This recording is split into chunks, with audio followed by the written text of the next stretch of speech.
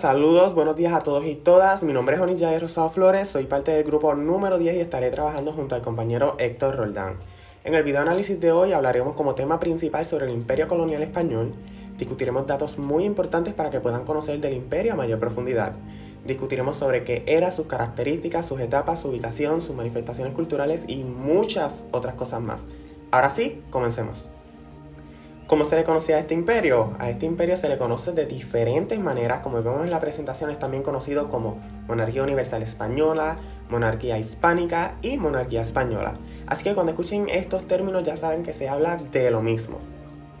¿Qué es el Imperio Colonial Español? Es una denominación que fue designada a todos los territorios que fueron gobernados y conquistados por España bajo el reinado de Carlos I. Inició aproximadamente en el año 1492, cuando Cristóbal Colón salía del puerto de Palos en las tan conocidas tres carabelas, como ven en la imagen, la Santa María, la Pinta y la Niña. Este periodo histórico finalizó en el año 1788, tuvo casi 300 años de duración y para ser exactos, fueron 296 años que el Imperio Español tuvo presencia. Ahora hablaremos sobre la sociedad del Imperio Español. Este imperio estableció un sistema virreinal que para mi pensar fue totalmente racista, ya que obligaba a distinguir sus clases en base a la raza. Un ejemplo, los blancos españoles ocupaban posiciones de gobernación y administración, los indios eran obligados a la servidumbre o a la esclavitud, y por último los africanos eran obligados a la esclavitud. Aquí podemos apreciar cómo este sistema lo que trajo fue injusticias y daños a estas pobres personas, pues eran bendecidos o condenados según su raza y su color de piel. Estructura social del Imperio Español. Como vemos, en el primer lugar lo ocupan los virreinatos, que eran gobernados por un virrey, reportaban directamente a la metrópoli y operaban como representantes. En segundo lugar lo ocupan las audiencias, que estas estaban encargadas de los asuntos jurídicos en las colonias, de ser necesario podían sustituir a los virreyes. En tercer lugar tenemos las capitanías generales, que estas eran divisiones políticas encargadas de la fuerza militar y la jurisprudencia.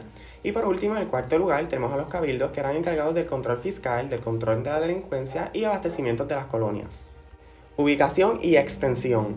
Este imperio se encontraba ubicado en casi todo el continente americano, desde Estados Unidos, México, Centroamérica y gran parte de Sudamérica. Los españoles se extendieron luego del descubrimiento de una manera increíble.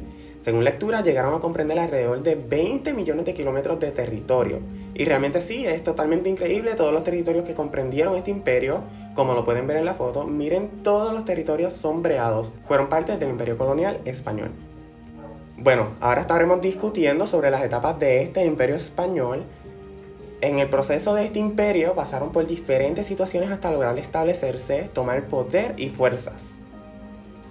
La primera etapa, nombrada a los inicios del imperio, aquí se da la unión de los dos reinos. Después del matrimonio de los reyes católicos, apoyaron a Cristóbal Colón con su idea de navegar los mares. El siglo de oro, que es la segunda etapa, en esta etapa se desarrolla de gran manera el campo de las artes y las ciencias.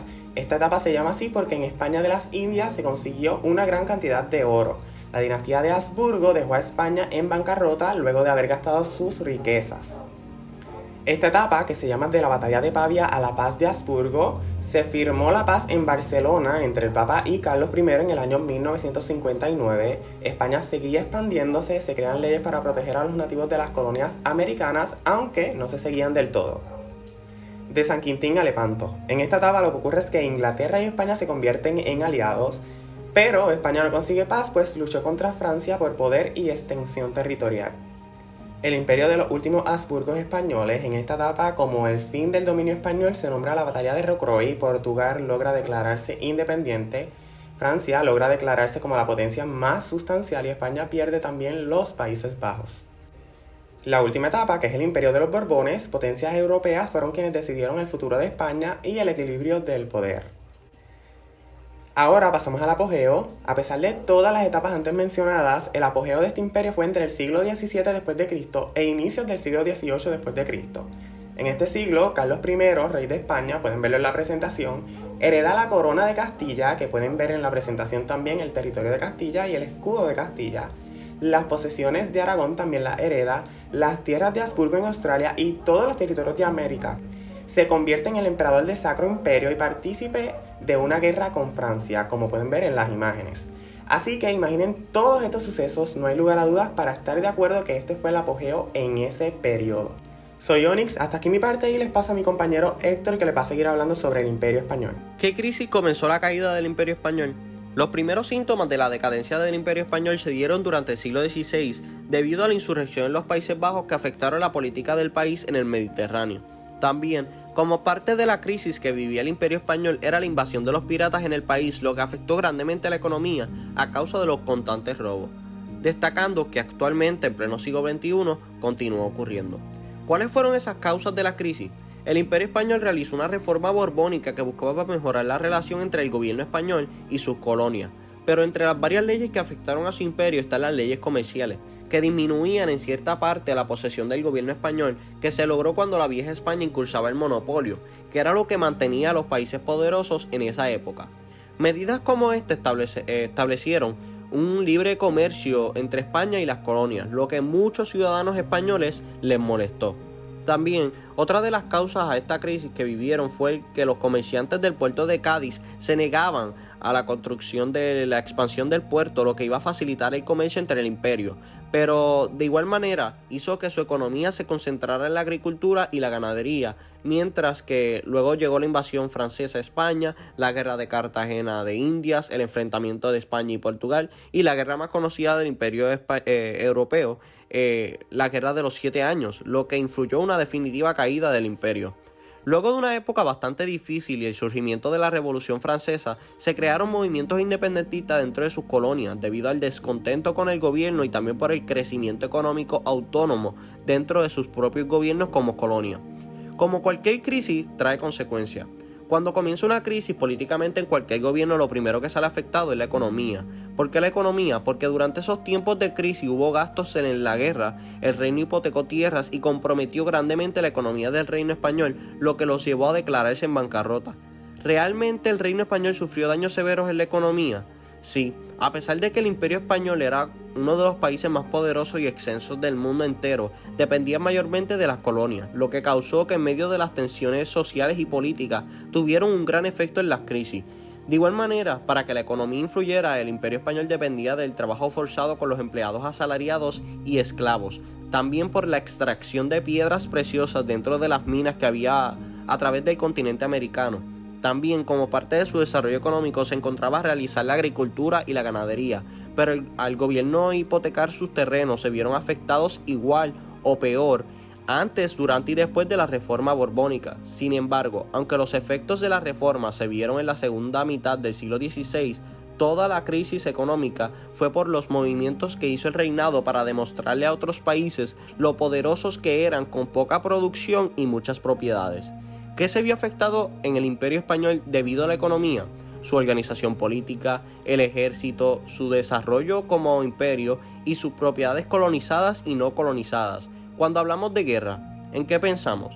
En esas personas que por obligación e incluso propios militares que velaban por la seguridad de un país y también en este caso de una guerra a defender el reinado en el caso de España. Cuando ocurrió la reforma borbónica, el reino tuvo que comenzar a hacer arreglos para poder subsanar la crisis del reino y uno de estos fue mediante el presupuesto que se tenía en la milicia. Sin embargo, en medio de las crisis del reino tomaron una errónea decisión de añadir a su presupuesto el vestuario de sus militantes y separándolos por provincia. Así, según el reino, el sueldo de los militares era del rey y el gasto de los vestuarios los llevaban las provincias. También, muchos de los gobiernos de las provincias estaban completamente opuestos al cambio que hacía esa reforma borbónica en cuanto al ejército español, porque afectaba más a los habitantes de las provincias que al propio reino y gobierno. Sin embargo, tras años de intentos para aplicar esta medida, no se tuvo éxito debido a la oposición de las provincias. ¿Cuál es la importancia del Imperio Español? Aunque el Imperio Español fue muy cruel con sus ciudadanos por querer mucho más de lo que poseían, fue una gran potencia mundial con una gran extensión territorial y también porque fueron los que descubrieron lo que es hoy el continente americano. Repasando esos detalles importantes del Imperio Español, primero fue una de las potencias más grandes mundialmente. Segundo, durante ese periodo histórico existieron varias religiones como la musulmana y la judía, pero la religión principal fue el catolicismo, lo que se implantó en todas las colonias españolas. Tercero, enseñaron el idioma español. Un porcentaje de la economía dependía de la agricultura. Y por último, pero no menos importante, el imperio comenzó con el descubrimiento de América. En conclusión, luego de la investigación realizada, nosotros como grupo nos hemos dado cuenta que el Imperio Español fue el primer imperio de la historia y fue una de las grandes potencias a nivel mundial. Nuestra isla, Puerto Rico, fue colonizada durante este imperio y es por esta razón que nuestro idioma es el español. A pesar de sus avances en su época, fueron muy racistas, abusadores e imponentes con sus acciones. Gracias.